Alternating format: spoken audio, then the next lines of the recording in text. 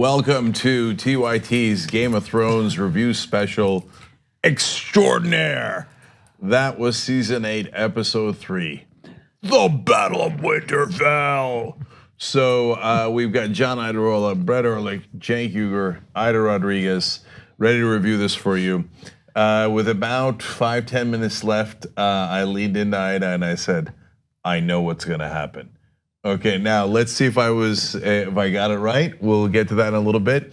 And of course, we're giving you a full review here of the episode that just happened. And at the end, just for our members, we're gonna do predictions. By the way, we did predictions last week. Did we get them right? Who died? Did you log all the? I logged, yes, I logged it. And so we're gonna see if we got it right. And in terms of the dead and the living, okay? So all that is coming up, that's within the review, but new predictions is for members only at the very end, okay? TYT.com/join to become a member, or you can try it free for a week, TYT.com/trial, and you'll get to see the predictions as well.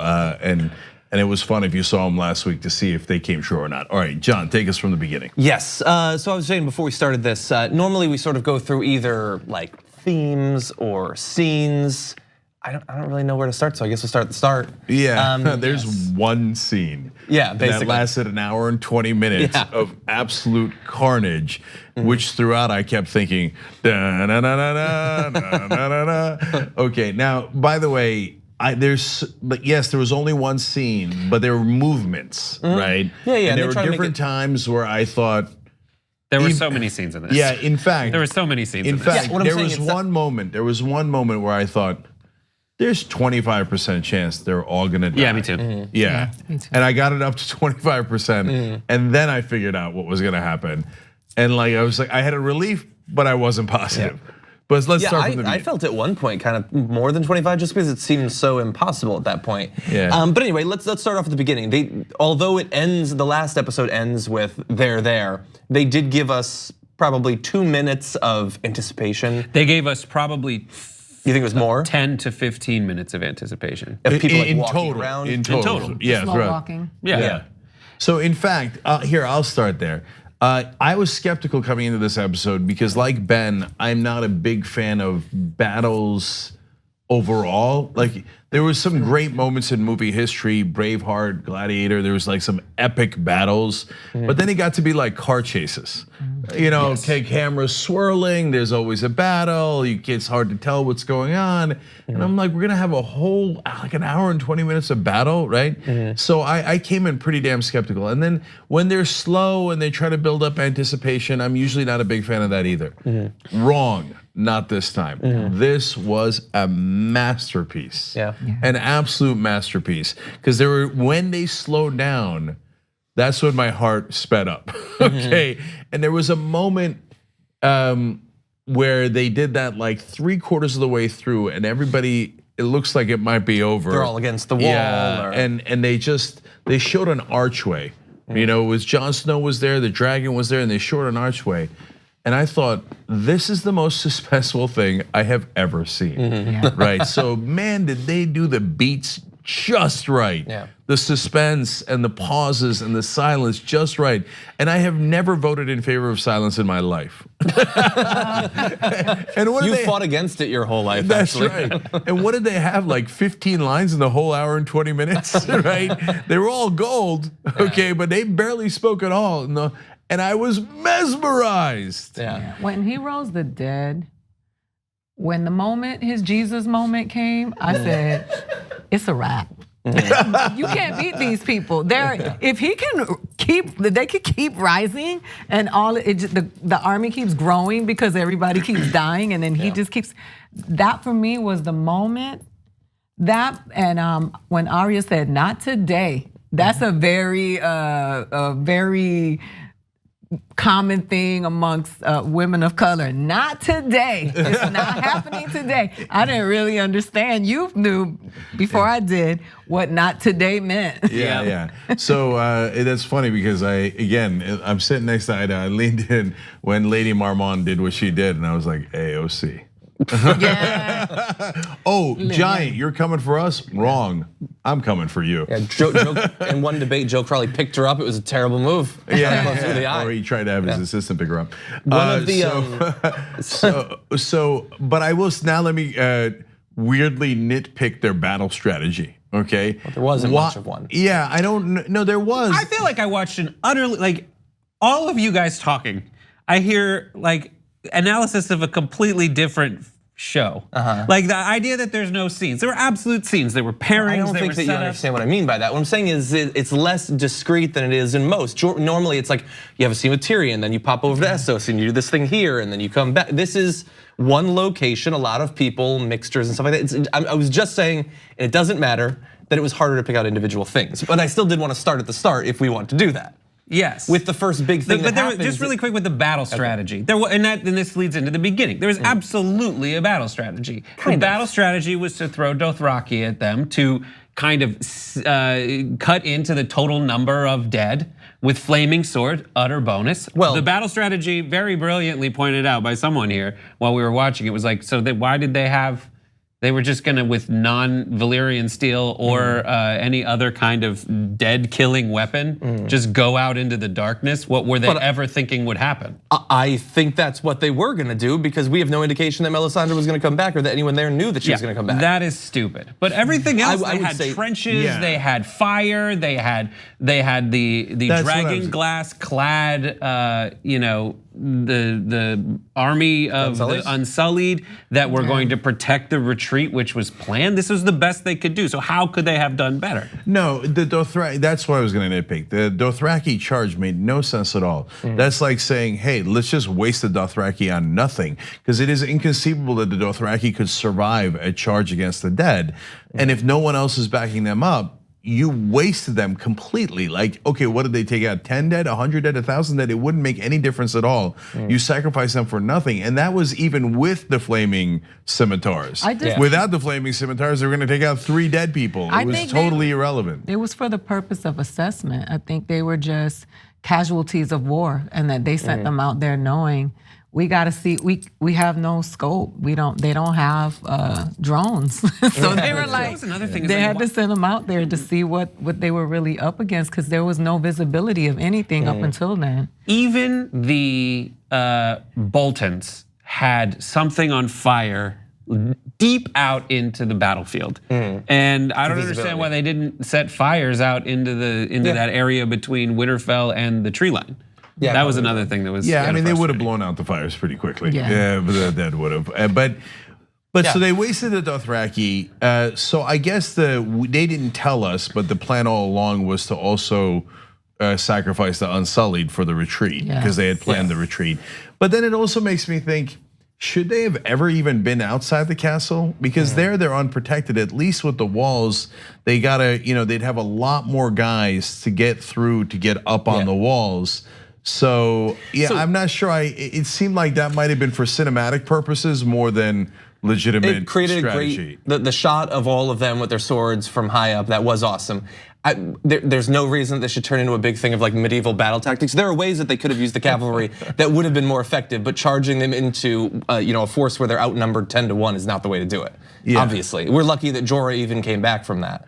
Maybe she was just sick of the Dothraki, and that's like, seriously, I want to focus on the Unsullied. Well, the Dothraki fight best on horseback, and that's really all they could do. Yeah, but I'm saying, but horseback is one thing. Charging directly into the full force of the enemy is another. You could have done flanking, like hit and run stuff with horse archery. You could have done light attacks and try to draw some of them off. Instead, it was just full steam into it's them. Inexcusable. It's just a plot point. It's your Sega Genesis point that you made from last week, where they're like, okay, we're gonna let you catch up, right? So, but anyway, but I want to clarify a couple of things. When he raises the dead again, remember it's not the original dead army, because once you kill them with Valyrian steel or fire, they're actually gone. No, it's the new. It's the new dead. It's the old. It's their army raised against them. So you saw some of that in some of our favorite characters coming back to life/death.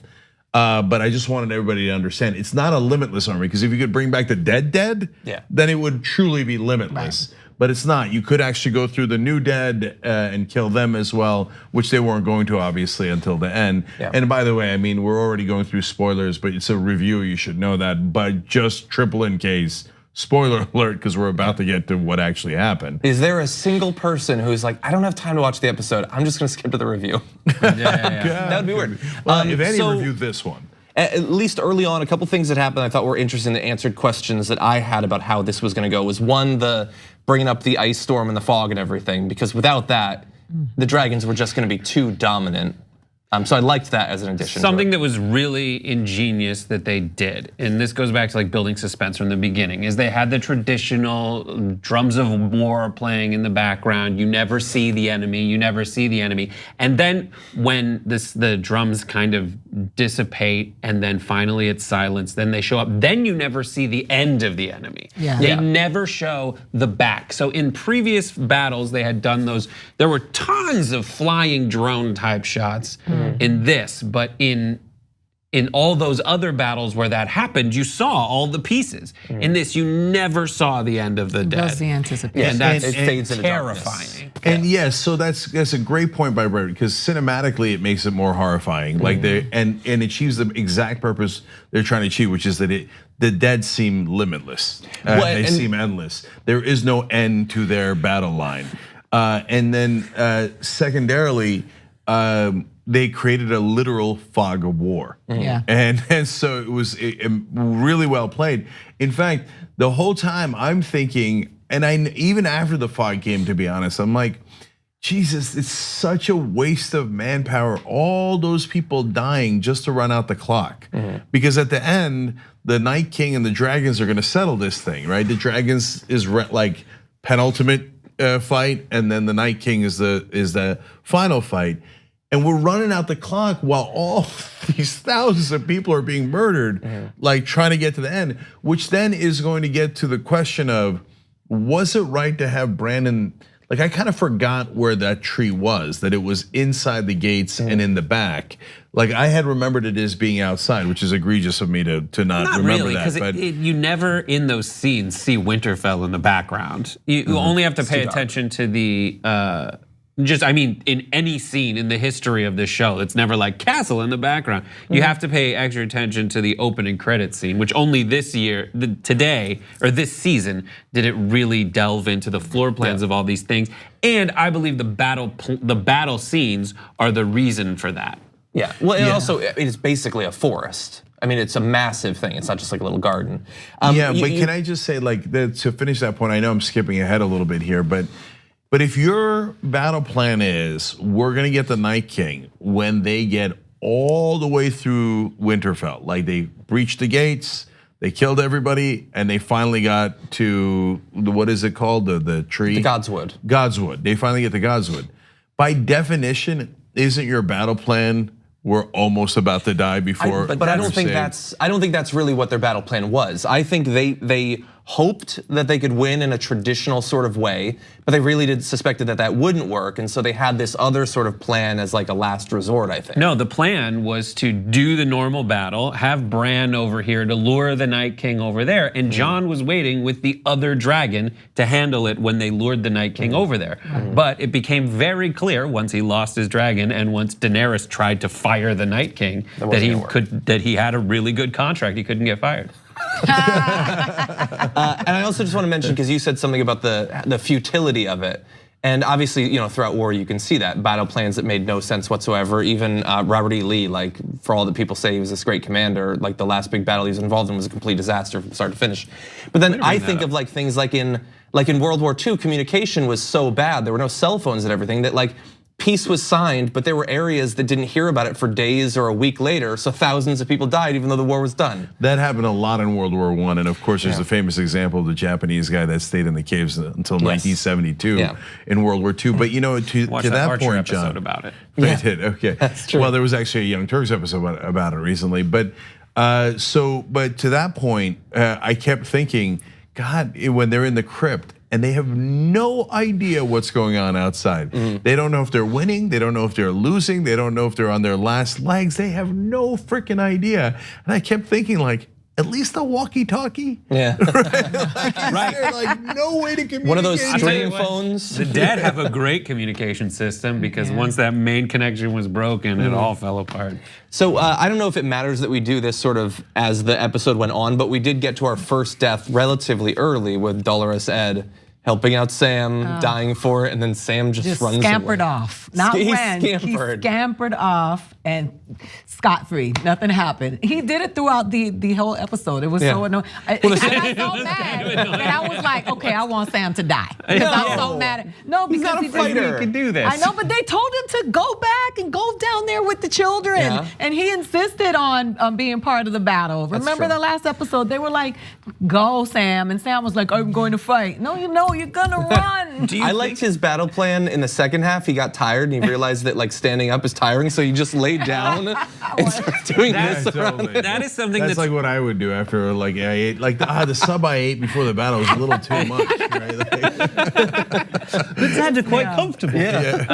There's something that they do really well with this show over other shows and films with battles in them is show people really tired out by war. Yeah. By Yeah. battle, just the swinging of the sword. Stannis Baratheon the next day, just kind of walking around. He pulled an all-nighter. Yeah. Like they don't show that in I guess when it like movies like Twin Towers. They're not tired. They're hurt, but they're never tired like they are, and that's what I like about. And they the battle recover scenes. really Yeah. quickly. Yeah, and in the last episode, they said the dead don't get tired. Yeah. So they Yes. actually emphasized that. And then that's why you saw throughout here, they were like the living were exhausted. Yeah. Absolutely exhausted. You know what I love about the show is that Game of Thrones has always been, you never know you're gonna lose this episode, right? In this episode, at any given moment, you felt anybody could die. Like they kept putting the cameras on everybody, and then you're like, is he gonna go? Is he gonna go? The suspense of who is gonna go next.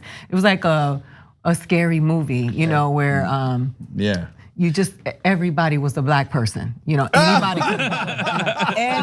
could have gone at that moment. Actually, any scary movie. Yeah. Can we talk about one example of that? So I was terrified this whole week I have a long list of characters I didn't want to see die. And there are situations that you've watched enough movies or shows that you know what they're setting up. Yeah. And so they're like, light the trench. They can't light it, they can't light it. And then the camera went on Grey Worm and I was like, God damn it. Me too. Yes. Me too. No, I was thankfully gonna didn't go in that direction, but as soon as they showed him take off his helmet and they could light that trench, I was like, God, they're gonna waste it on Especially this. because last episode he was already making plans, and you want to make the writers of Game of Thrones laugh, make plans, right? Yeah. He was like, "We're gonna go away," and that was the episode when the people of color were like, "They don't like us here. We don't belong here. We're gonna go home." And she was like, "Our people don't fight," and he was like, "We'll protect you." And I was like, "Oh, they're gonna get rid of him." No, Ida, we said the same exact thing because Ida wasn't with us last week. Same exact thing in our predictions. The one that I remember definitively, a couple that we thought were gonna die did not die. All the people we thought, all the people that did die, we correctly predicted every single one of them, except Lady Marmont. We weren't sure. Your official list is different than my personal list. I didn't have Grey Worm down as dying. I was just terrified that it was going to happen. No, I definitely said he was going to die because of exactly what I just said. When they started making Shawshank Redemption plans of I'll meet you on the beach and stuff, I was like, no, they're not. Not on Game of Thrones, they're not. Well, they still might. Right?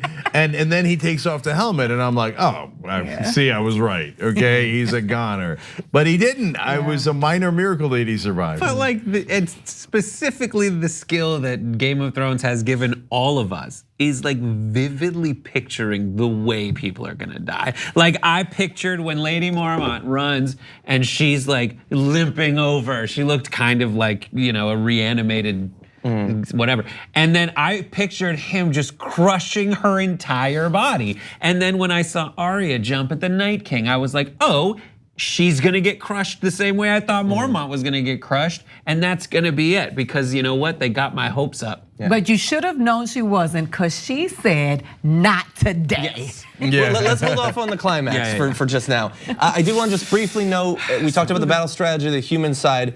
What I liked about the way that they managed the other side was the initial clash when the zombies first make it to their line. They didn't really keep this up after the first few shots, but they didn't run as like a wave of people. It was like a literal wave of bodies. Oh, yeah. Like multiple people deep sort of crashing over. I liked how they did that. The cinematography in this battle is wildly different from the other battles. In the other battles, there's pockets of people and occasional waves of confusion. Like you have those shots in the Battle of the Bastards, or one of those with Jon Snow where it follows him and he's like walking and stammering. He's able to turn and hit somebody, and then another horse comes by and he backs up. Battle of the Bastards.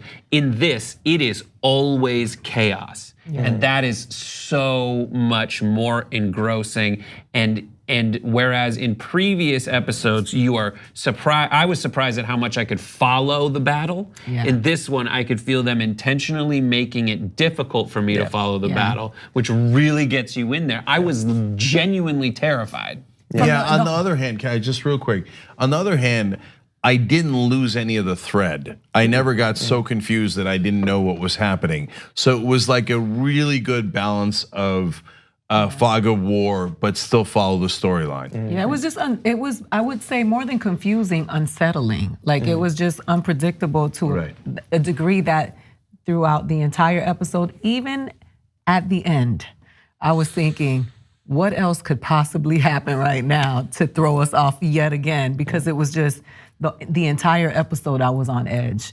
And I was really, go ahead, I'm gonna let you go to the next part. Because when you get to Theon, I'm gonna cry. Okay, Theon, yeah, we'll talk about him in a sec too. So, but I wanna go back to what you said about Sam for a second. But he did, to be fair to Sam, he did kill a lot of them. So it wasn't like he was useless or counterproductive in the battle. No, he killed a lot of them. But this is why we respect Game of Thrones, because in every other thing, after Ed is killed, Sam would heroically kill the guy who killed his friend and stuff. No, Sam runs away because that's who Sam is. Sam's like, this is the limit of my bravery. Like I'm out here, I'm trying, brother, right? But like that guy's a way better fighter than me, and he just got killed right in front of my eyes. See you. The only thing I was annoyed by is he was too deep among the White Walkers when he was lying down. Like the fact that he didn't die was a bit much. Like up against the wall and like, and Jamie and the others, okay. Right. But Sam's like ensconced. It was too much that he survived. I honestly think, like I'm glad that they survived, but Brienne, Podrick, Jamie could have never survived in the situation they were in. I mean, they were on the front line the entire time. They're surrounded. I mean, they made it through, but it could not have worked that way. But one thing, you were talking about the chaos, how it feels so chaotic. One thing they did that really added to that was there was just constantly bodies raining down. Like the dead they don't use stairs, it's too slow. So they just jump down. Then you have the dragon go over, bodies are raining off of that. So you never feel like you can just look down a corridor, like stuff is just falling on you the whole time. They had a great follow shot of Jon where stuff is collapsing around him as he's moving. The fire though, when they just stood in front of the fire and they just stood there, and then you see that. You guys figured it out before I did when they started running, and I'm like, what are they doing? Why are they running into the fire? I'm like, why are they running into the fire? What is this? Maybe they're killing themselves. And he's like, no, that's strategy. They're stacking themselves up. That was fun to watch because right when you think that's Game of Thrones, right when you think it's over for anything, it's not over. And that was really like. Yeah, we said while we were watching it live, they're making a human/dead bridge. And that's exactly what they did. And that makes sense because they don't care, right? It's the Night King that controls them. They're already dead. It's not like, oh golly gee, he told us to sacrifice ourselves. Should we do it? What do you think? Mutiny. Right. So that's entirely dead Fort Lauderdale. Now, the one thing we couldn't have possibly known, I don't think, there's some of you out there might be brighter than us or know the series better than us, but that the most pivotal character in the battle would be Melisandre, right? Because she wasn't there in the first place. And so when she first came out, we couldn't quite see her, and we thought it was Melisandre. I mean, the fact that she lit the trench, lighting the scimitars looked super cool and badass. Wound up not having much of an effect, but trenches had a big effect. But more importantly, the pep talk to Arya made all the difference. That's true. So if you said who is the hero of Battle of Winterfell and guessed any of the characters that were there in the last episode, you'd have been wrong because the hero had not arrived yet. And of all people, Melisandre, who burned, what was the Shireen alive, and all the things she got wrong. And so, and that's Game of Thrones. It's not black and white, you know? And that's another theme, and I'm so glad I remembered it. The overriding theme throughout the entire episode was redemption. Yes. Okay, redemption for Melisandre, redemption for Theon. Yes. And we all love Jorah and we have throughout, but it's still redemption for him because I mean he got into the trouble that he did because he'd done many things wrong. And so it was a total story of redemption tonight. And the Hound too. Oh, and the Hound. And yes, and one more thing about redemption. That's why not only was it like I love resolutions. That's what we talked about last week. That's why we enjoyed the first 2 episodes being kind of before everybody dies, the resolutions that we're reaching as they all get into camp together. So when Bran came back and said, "You're a good man, Theon." Yeah, I wrote that in my notes. Yeah, I mean that was thank you. Exactly what he needed to hear to get redemption, because like he was so torn by the fact that he was not a good man. He thought he was a good man and then realized he was not. And for him at the end to be a hero, for Reek to turn into a hero and to hear before he dies, Theon, you were a good man. And even more, even still, you're home. Yeah. You know, because that was a man with no home. You know, like always torn between this.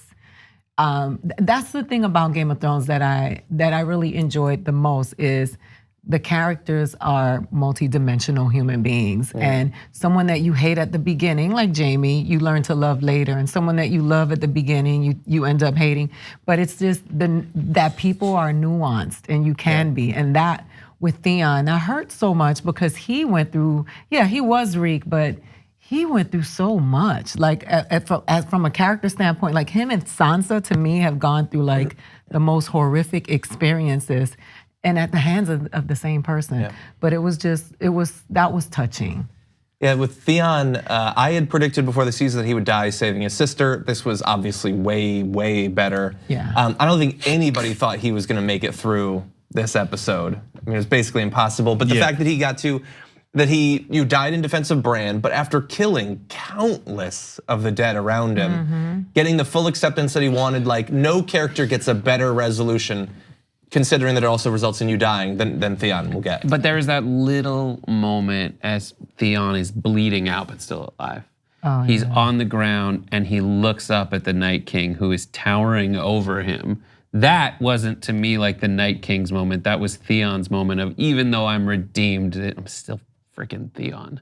Like I'm still, like I tried and I failed and now, despite my best efforts, that's all I could do. No one thought that he was actually, everyone knew that was a fool's errand, correct? Running in? Yeah. Well, or even trying to defend Bran. Like John said, the minute he raised his hand when they were in the circle last week and said, "I'll defend him." Yeah, we knew he And like everybody looked around the circle like, "Oh, Theon's gonna die." All right, he had a good run. He had a good run, right? And so, but yeah, that's a great point, Brett. I hadn't thought of it that way. There's a tiny like nanosecond of, damn it, Ramsay Bolton won, right? Like the Ramsay Boltons of the world, right? And of course he never got to find out that they didn't. But that brings us to, like one of the things I kept thinking throughout was, and I was telling you guys as we were watching it, the stories they'll tell of this battle if they survive, right? Well, think about Sansa hearing what Theon did. Yeah. I mean, that's and so I kept thinking throughout the show, for the survivors, if I was one of the survivors of the Battle of Winterfell. Yeah. I mean, I once lucked into dating Miss Jamaica, and I haven't stopped calling myself Mr. Jamaica since, right? That is true. If I was at the Battle of Winterfell, My God, every minute of every conversation I've ever had with every person, I'm like, well, look, it's not a big deal, but I was at the Battle of Winterfell, and this is what happened. Right? Here it comes again. Right. All right. Right, but if you were in the battle that literally saved humanity and you defeated the dead, oh my God, once peace comes, how could you know? Like, and everybody's actually, look, the people around him, like his wife, whoever it is, like Jaime's wife's like, all right, I got it. You killed the king, you saved the city, he was gonna burn it alive. Then you went to the Battle of Winterfell. I got it, Jaime, right? But every new person would be like, oh my God, this is one of the guys from the Battle of Winterfell. Oh my God, right? But then at the very end, I thought, and then the heroes who fell at Winterfell, how much they'll be lionized. Yeah. Because in a sense, like they have all that history and it's in Bran, the memory is in Bran, and that's why the Night King wanted to wipe him out. And if he had, the memories are gone, civilization is gone, humanity is gone, everything is gone, right? But as it stands, the reality is it's still kind of at the beginning of time, because winter was coming and it came, spring is next. And when they get to spring and summer, etc., for thousands of years, they'll talk of this battle. And the lions of this battle. If they believe Theon it, Greyjoy, that's what I was gonna say, and people won't believe them. Eventually, that's of course. Thousands of years from now, it'll be a nana telling a story to young kids, and they'll say, "Oh, don't listen to her." They speak of Theons that never existed. Well, and that's a great sort of circle, because the characters early on had old Nan who would tell them stories of Bran the Builder and stuff like that. Right. So they continue that process. Can we talk about the Night King as a character? Go. Sure. So the thing about the Night King is, I feel like he's the golden snitch in all this. We have like a whole game of Quidditch. For those who are not familiar, Quidditch is a game that makes sense, and then there's a part of it that doesn't. It's the golden snitch, and if you catch that, nothing else mattered.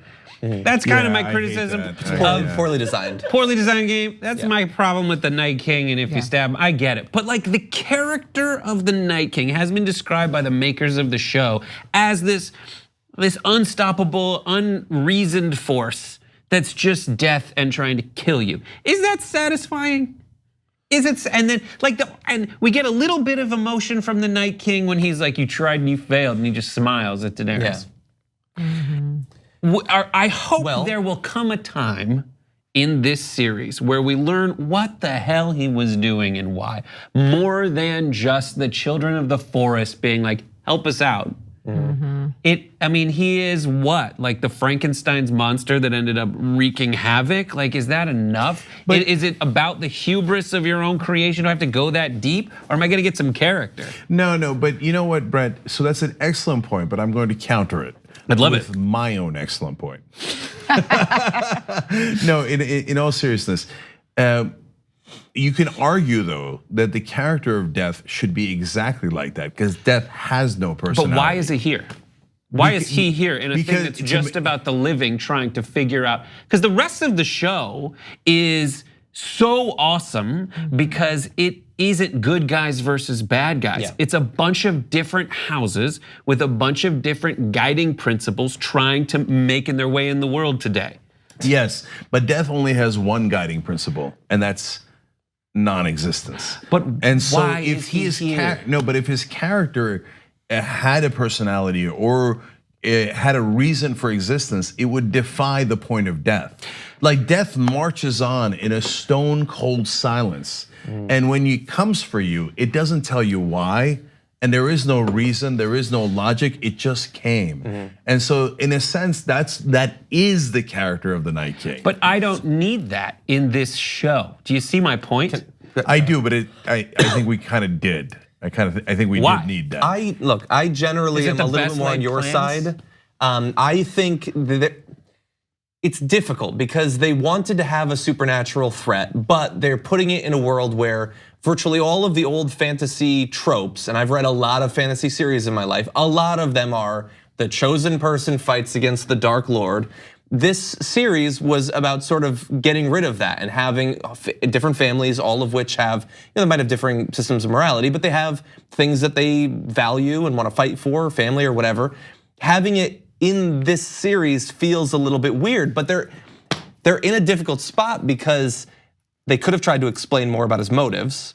but that would sort of undercut how scary it is to some extent. And there's a lot of series where the more they explain, the worse it is. Like The Matrix 1 is good because they don't explain a lot of that stuff. Once they start explaining, it takes away the magic. But I think also. And really, really fast in understanding that in the books, we know way less about him than you get in the series. Like even him bringing the kid up north and touching it, we haven't seen that in the books. There's nothing about him. You still haven't addressed. There's no Night King as far as I know. So, but listen, what I wanted to say. I'm agreeing with you. I find it unsatisfying. Yeah. I think that the Night King, we gave him too much because he represents something else that is.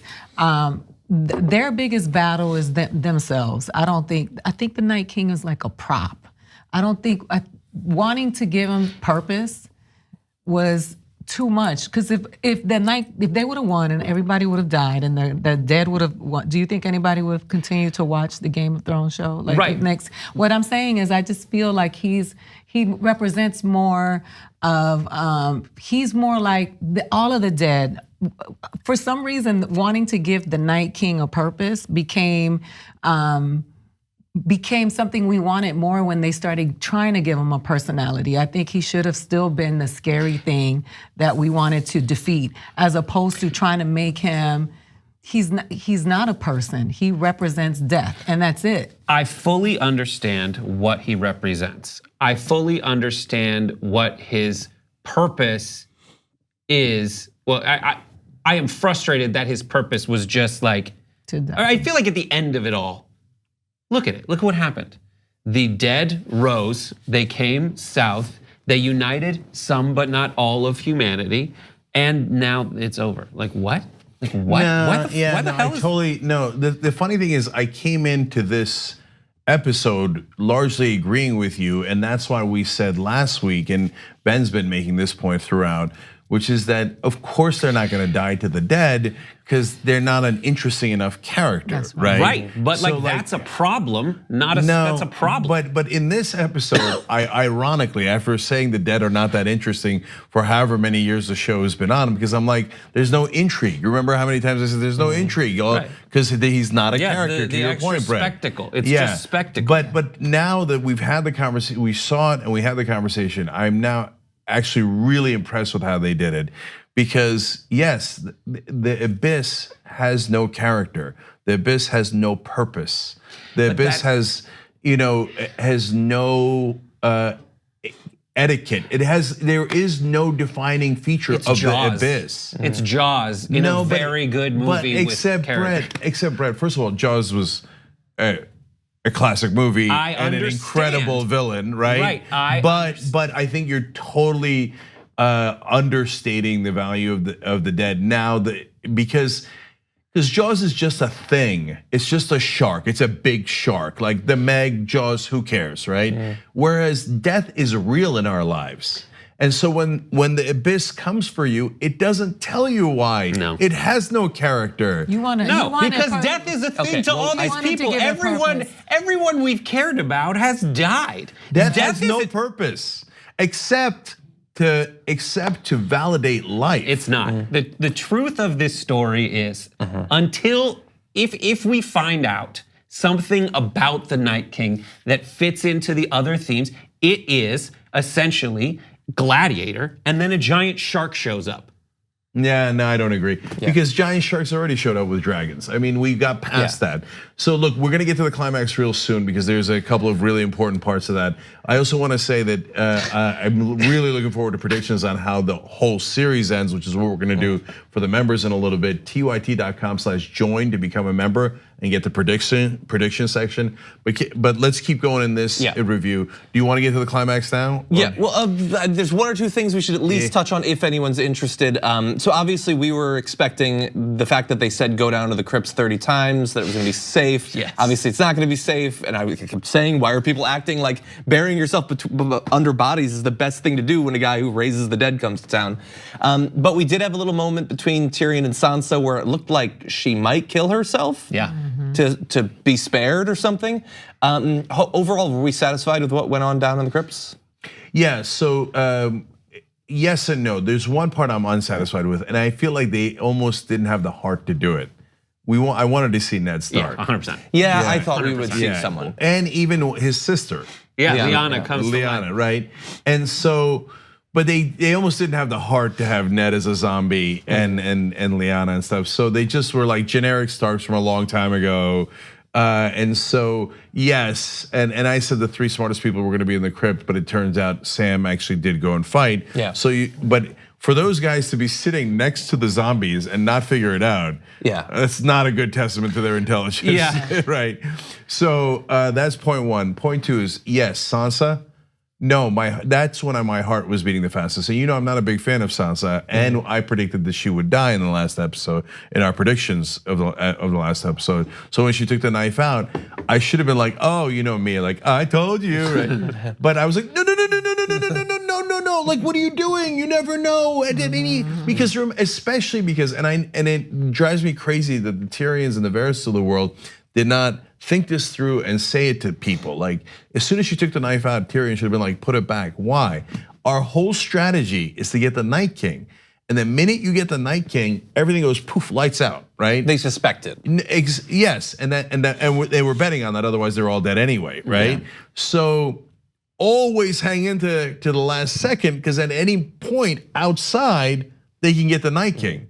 So killing yourself prematurely would be asinine in that scenario. Well, unless you are worried about having your body ripped to shreds by corpses, and you don't want to experience that. Nah, I mean, well, you gotta, but you have to think about Sansa's journey too. Like Sansa have been raped multiple times. She's been mistreated she suffered so much at the hands of King Joffrey. So she probably was like, I had it. I'm done. I'm not now I'm supposed to volunteer to get ripped up by zombies next to little guy who's like, I can't help you. Yeah. I mean, I understand why she was thinking about going out. I'll tell you, that was one of the best set of lines certainly in this episode, when she was like, you were the best of the lot. And he's like, I mean, I don't remember exactly what he said, but it's like damning with faint praise, man. Yeah. Joffrey, Ramsay Bolton, like who's like, what?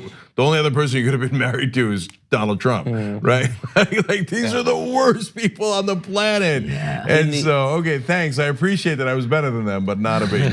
In the only thing I would have liked Tyrion to have something that he could have done. Like, he's my favorite character. He really was just down in the crypts. He had some sort of weapon, but he didn't get to fight. Like, I felt a little bit bad that he was really sidelined. Like, he could have been anyone down there. I think his battle is yet to come. Yeah, I think you're because right. his Night King is his sister.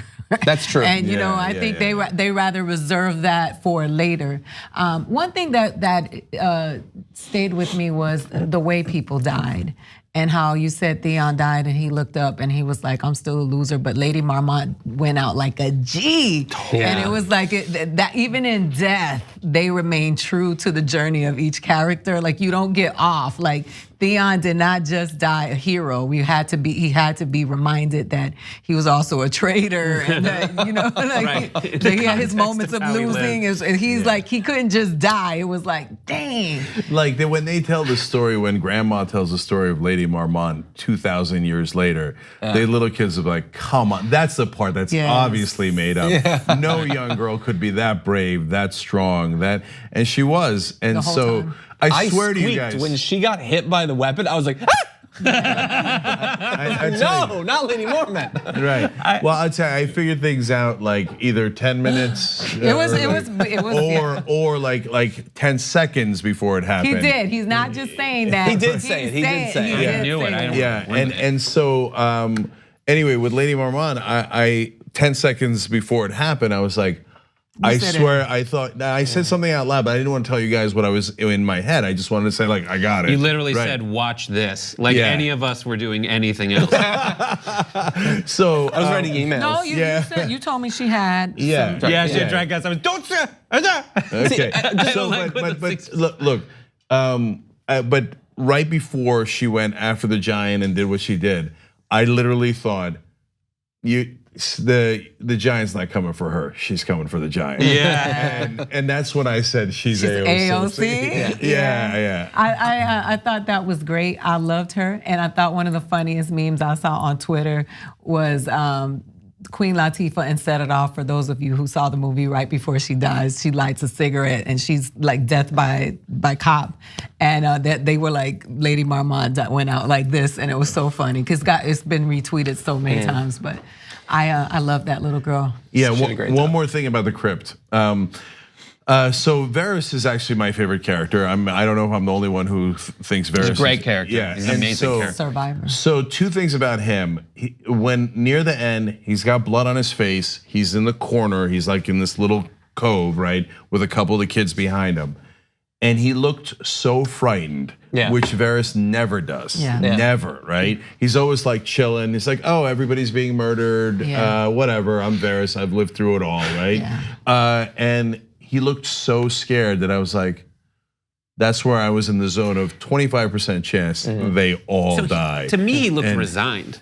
I got resigned. I got resigned of like everyone else was like the kid next to him was, and Varys was just looking at them like. No, I think it was a bit of fear. He looked scared. That's the first time I've ever seen him look. There was this look of not just, it was despair. Like he had this look in his eye that I'd never seen before. Yeah, and that led me to panic. Yeah, because I was like, because Littlefinger did die. So there's some absolutely pivotal characters all the way through the series, not just warriors, but Littlefinger was a massive character in this overall in the Game of Thrones, right?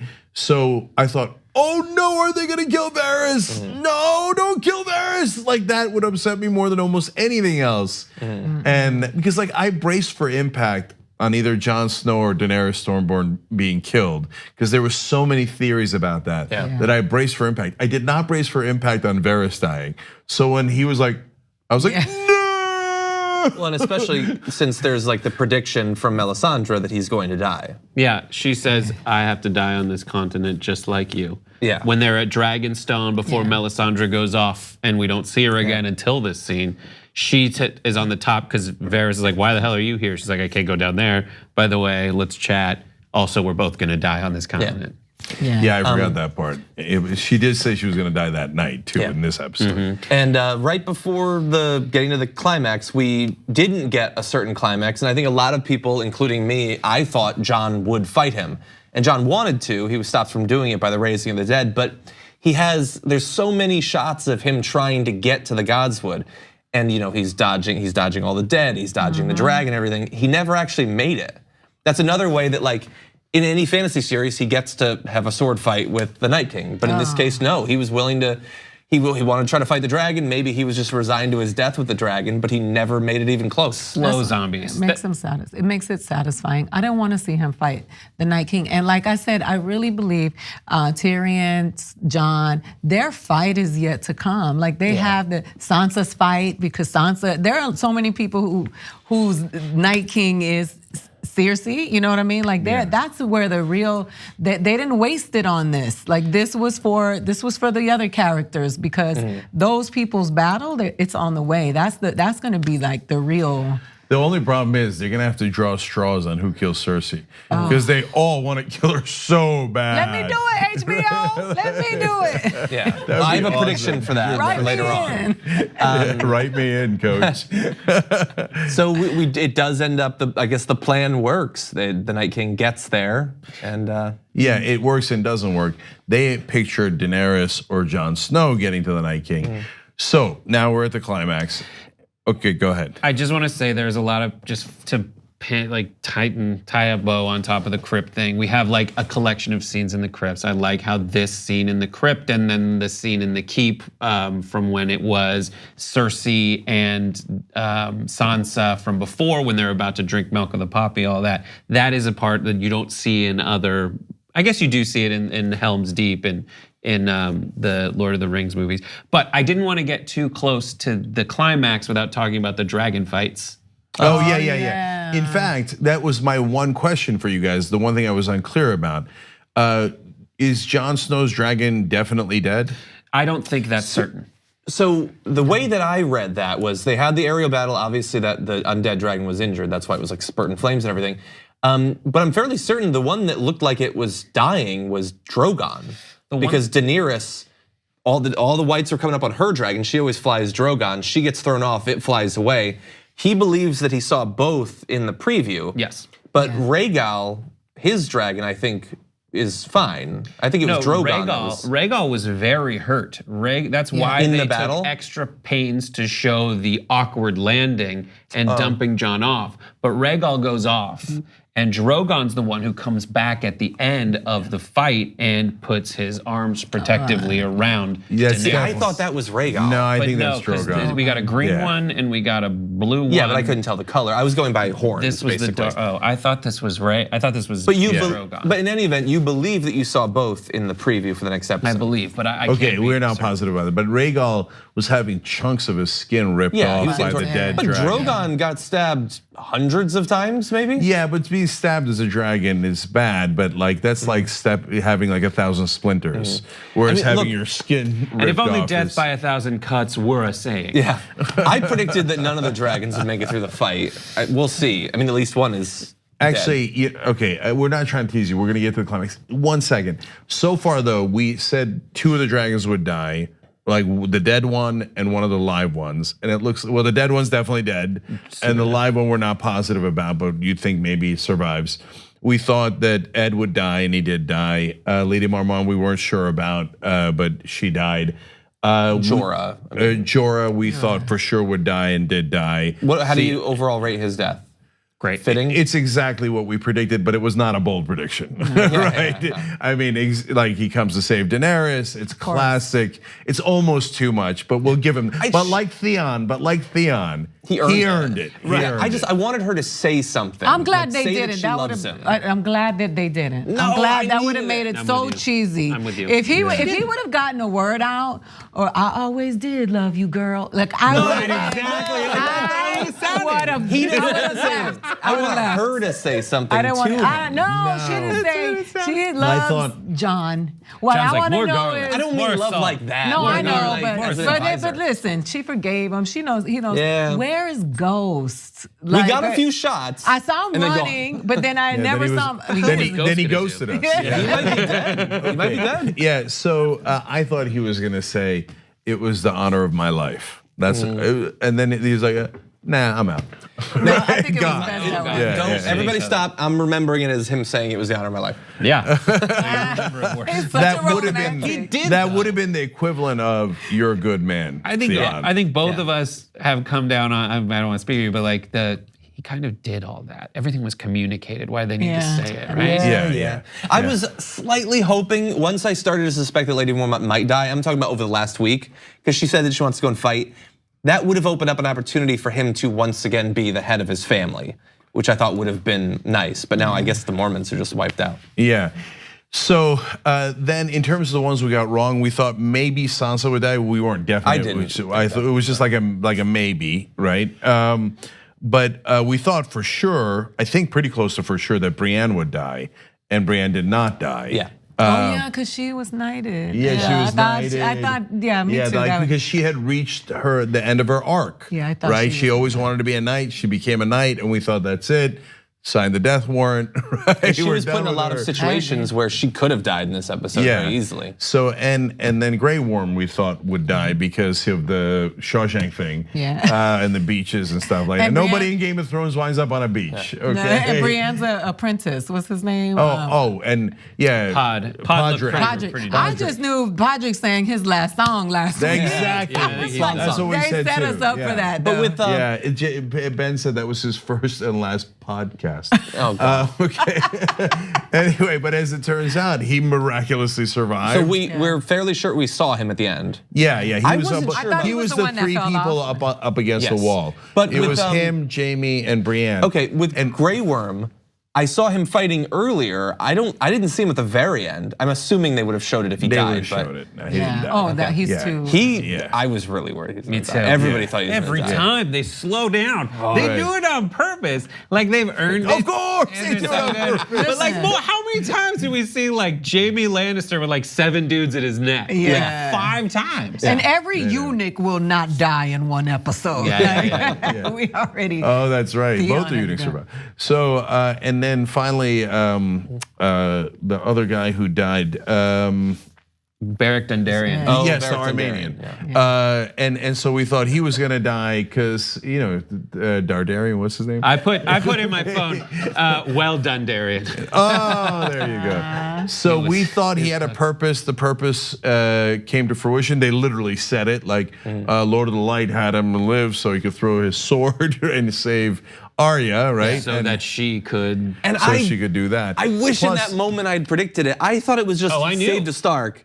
No, I thought she'd fight some White Walkers. I was No. really hoping she'd fight like 3 White Walkers at the same time. But I was never one of the ones who thought that she would be the I one. knew at that moment when she was like, "We got you, girl," that Arya was going to be the one to kill the Night King. I knew when she said not today. I still thought I it would just be thought Jon. she was gonna. I thought she was gonna stab him, get up out of the chair and stab him, and then somehow be Bran. But I forgot that you have to die first. That was stupid. That was here's stupid. my So I'm sitting here with a question. dumb theory. Is the man with no face gonna come back? Because is that From Bravos? Yeah, like remember possible. because at some point she has to meet her fate, which is she broke the rules. Like she's just gonna get away with No, it. I just she don't gave think a person back to the god of death by killing the girl who tried to kill her. Their dialogue felt like an end, kind of. The last conversation she had with him, like she did break the rules, so I wouldn't be shocked if he showed up, but I think that was an end. So when she said not today and he served his purpose, I did not get it at that point. I got it later. At that point, because I have my own theory that she's now pregnant.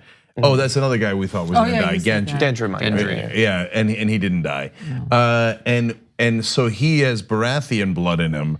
And so Baratheon and a Stark, and so I thought maybe she's pregnant, and Lord of the Light cares about the baby because the baby's going to be king one day or whatever, right? I thought she was gonna push out a smoke baby in that moment. Like that's what I thought was gonna happen. Because That's I knew crazy. Melisandre was there. Once she said that Beric Dondarrion served his purpose by throwing, it was to save Arya. So Yes. Arya, Melisandre, the only reason they are there is to kill the Night King. Yes. So that is kind of redemptive in that like all the people on Westeros are having their thing. That's what we're focusing on. That's our saga. But the saga that is the Night King is ice and fire. The fire gods versus the ice king. That is the fire god versus the Night King. That is what they have been fighting this whole damn time. And so she is able to have her story come to a close. I guess it's parallel stories, really. Like The Lord of the Light, both the Lord of the Light people, Dondarrion and Melisandre both die. Yeah, they do and it the for Night that. King dies. it's So yeah, it's definitely a perfect circle.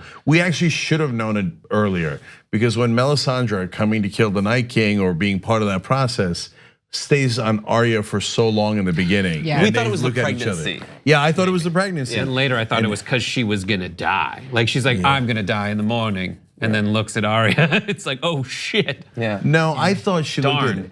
I thought she looked at Arya like, oh, you're here and you're the one. Right. Right. But I forgot all that. And then only when I got to the point where I thought they might all die, and Varys has got the blood on his face, and there's a dramatic pause in the archway, and Jon Snow's pinned down against the dragon. And then I was like, oh. And it was actually a little bit earlier before he got pinned down from the dragon when I realized, oh, of course it's not gonna be Jon Snow or Daenerys. It's gonna be Arya. And I thought, who is the best killing machine in all of Westeros? Yeah. Arya. Yeah. Right? And so then I realized, oh, not today. We haven't seen Arya in 10 minutes. It's Arya! And so I had this huge sense of like, relief. Like, oh, it's okay. We made it. And in fact, as Theon was running to get him, I thought, hold up, dude, hold up. Like you just wait a couple of minutes, Arya's somewhere. And yes, for a second, I also thought like, is she Bran? Is she gonna be like, Yeah. right? But like, Terrible idea. yeah. But it didn't make any sense in 100 different ways because Bran was Bran. He was doing the crow thing. Oh, by the way, that was a total waste. He's like, let me send the crows to go look at things. For nothing. For nothing. They He didn't was say just- anything. found the Well, dragon. for a transition, like a cool transition. Yeah, I know, But you thought it had a purpose. I thought Arya was the great choice because everybody, she's fueled by vengeance and hate, and that's how you combat. That's the only thing that can combat that darkness is that darkness that lives in her. Or love, or whatever.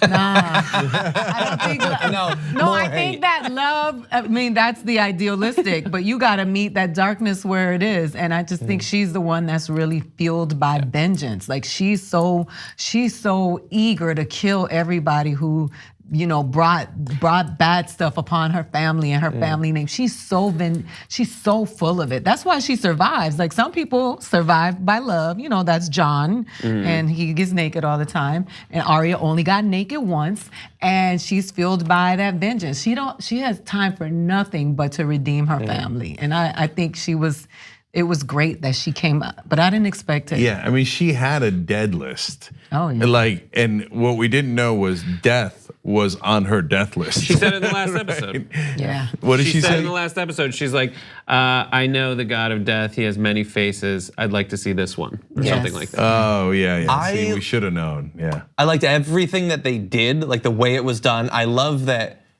her full approach just caused a little hair to like the little wind was like what signaled that she was coming. I love that. I thought in the moment, you think, first of all, I thought before she got there that Bran might die, because you don't know. When he grabs Arya, I thought, oh yeah, Arya might just die or get turned into a White Walker. It's Game of Thrones, anything could happen. I love the way that she killed him, but for me, it doesn't really it makes sense a little bit that she's the one that did it. They set it up a little bit. But she's been so divorced from the North storyline for years and years and years that it's not 100% satisfying to me. I like the way it Her motivation, though, is everything she's been driven by is to get back there and to her people. I get that, and the revenge and all that, but the Night King doesn't have anything to do with any of the kills that were on our list before. It's just, it feels to me so separate for so long. No, I hear you on that, but look, no. A secondary point is, she's the master of death. Like, if anyone is the master of death. I love what happened. Right? So that makes sense in that way. But more importantly, she's the best fighter. Like, not even close. Because Jon Snow. Because Jon Snow. No. Well, we don't know. We never saw the fight. But even Brienne was able to put Arya down. No. If you're like having a Goliath fight, Goliath 1 versus Goliath 2, yeah, then Jon Snow or Brienne is the best fighter in the world, right? But Arya's skill is stealth. Yeah. And there's no other way you can get to the Night King without stealth. So she's clearly the right person for the job. Stratego. Like, and her whole job, she's an assassin. Is to kill people. I'm not saying anything about to kill political figures. But she said in the last episode too, like above all things, her priority has always been her family. And so she armed her sister, and she went for her brother. Like when she had the conversation last week with her brother, with Jon, she was like, our family is, my loyalty is always to those people. What about you? Is what she said to him. Because you seem pretty whipped with this chick with the white hair. I'm all about my family. Right. Are you? She's always been driven by. Sansa's been too busy surviving. Jon's trying to figure out who he is and who he's gonna be when he grows up. And she's always been driven by the family. The Red Wedding, she was the hero. She's always the one that's like. And she's also a killing machine. So, but I gotta give Jon credit. He saw Sam and the others dying, and he did not. Yeah, he did not rush their help, which is the correct thing to do. He kept trying to get to the Godswood because you have to, otherwise they're all gonna die. So give him credit for doing the right thing and not being a stupid hero, right? But he's not a killing machine. She's a killing machine. Well, and really quick, he is 100% a killing machine. I think he's killed more people on screen than possibly anyone else in Game of Thrones. I know, but his purpose is not killing. Her purpose is killing. Yeah, but I would say that thematically, him going against the Night King makes a lot of sense, especially since he has been fighting those forces the whole show. I know, John, but that's why I loved that in Game of Thrones, the hero is not the one that killed the top bad guy. Hold on, really fast. And as of this season, they have been preparing this to happen. The fact that Bran gives her the dagger, even though there's no reason that she necessarily has to have a Valyrian steel blade, sets it up. All of that. I'm just saying you Bran can't gave go. It to her? Yeah, earlier on. Oh, we should. I'm just saying you can't go back like 2 seasons, 4 seasons, 6 seasons, and say I don't. I'll tell you why. Why? when she's in Bravos, why can't she be? Why can't she just join the House of what is it, Black and White? Why? No, because she maintains that she wants to be a Stark. Done. Yeah, but so she Starks is- versus the Night King is not what the series is. So guys, Anyway, it's fine. I don't want to go in a circle about this And for a she's long the time. only fighting It's totally Stark because satisfying. Jon is not a Stark. So she's the Yeah, he only is. real fighting Stark. He is like, his mom. No, I know, but what I'm saying is she's like, Yeah. Anyway, I love Right, the way he's that it not happened. It just of doesn't Ned. 100% feel satisfying to me, but I also don't need to be convinced otherwise. okay, I'm fine and with so we're about to go to the members only predictions. And in there, we're going to talk about who's going to kill Cersei, because there's a lot of candidates for that. And by the way, they're now it's Game of Thrones. You never know. They are seriously outnumbered, right? They are now massively outnumbered. Yeah. But Well, let's talk about that. yeah, okay. Let's talk about it. 'cause- However, before we go to the members thing, there was one thing I was asked by the control room to read. It's a question from I Bathe in Devin Nunes's Tears. okay, from the Is it members. before? Is that what I'm supposed to do? It is before. So this is in our members only comment section. We take your comments above everybody else. TYT.com/join to become a member. Okay.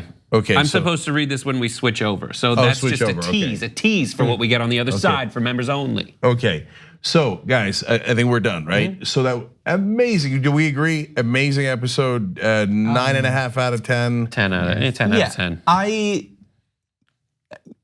I overall did very much like it. It wasn't exactly what I was expecting. So you're giving it an 8. No, not necessarily an 8. I really liked it. It was 4? very good. Why are you giving it a And 4? also, as it was going on, I was thinking about what I was expecting in terms of how I wanted the episode to go.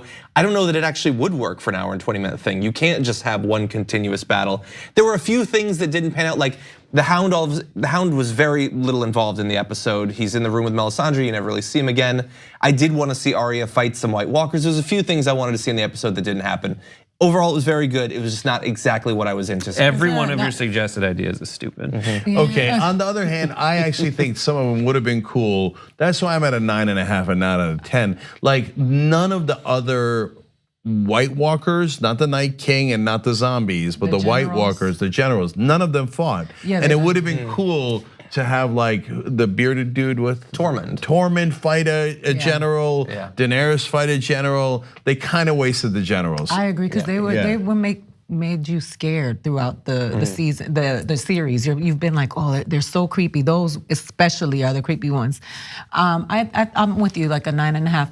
I'm just glad it ended. I'm really glad they didn't drag this on anymore. I'm glad that we're done with that because the anticipation and the buildup, but winter was coming forever. I mean, I saw the memes with Donald Trump and his kids talking about winter is here a year ago. So I'm glad it's over. I'm glad that they did not drag that on, but I would have liked to have seen those generals go down, or I wanted to see them in battle because what's the point of them being generals? The difference between them and the zombies is that they're supposed to be elevated, but they were just guys that rode around on horses. They were his entourage. And you could have seen different battalions fall based on which White Walker. Yeah, exactly. Yeah, that would have been great. We are nitpicking a little bit, but it was a fantastic episode I think it was with those slight issues. And it there. was girl power, girl power. 100%. And not My who you only thought. You thought problem that if Brienne was knighted, at least you thought, hey, the next episode she's gonna go out like a G. It was the little girl. Yeah, it was the And- two smallest girls that did all the And biggest even damage. Daenerys picks up a sword and is fighting side by side with Jorah. Two great deaths. One is the giant. And then the other, I really like just the slit to the throat in the library for some reason. I just like that. And then the blood puke it gave. She silently killed it. Honestly, I think I said this to John when we were watching, but I think they need to cancel every Walking Dead show after this because they'll never be as good as this one. Yeah, and I think that the people making money from that show are like, yeah, you're right, forget it.